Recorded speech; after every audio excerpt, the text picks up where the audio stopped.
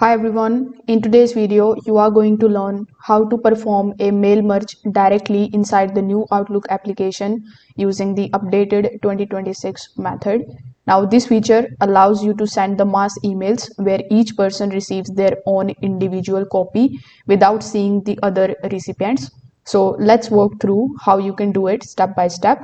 First of all, you need to either come here on outlook.com, or you can also perform the same steps in your Outlook application on your computer.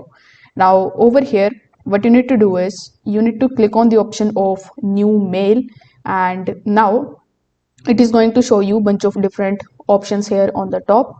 So look for the option of the options tab. Inside this menu, you need to locate and click on the option of the start mail merge button. So this is going to activate the mass email mode. You will notice the recipient field may change or indicate that mail merge is active.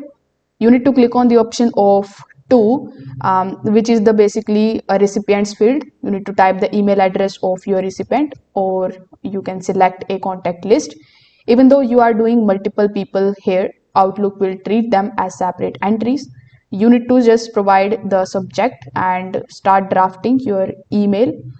You need to note that in the native new Outlook mail merge, you are sending the standard message to everyone. So if you have the updated advanced mail merge feature enabled, you may see the options to insert the basic personalization, but for most of the users this works best for general announcements.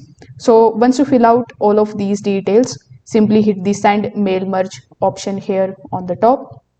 Outlook is going to generate the individual emails for every person in your list and send them out one by one. You can verify this by checking the send items here in the left hand folder, where you are going to see all of the separate messages sent to each and every contact that you have added here.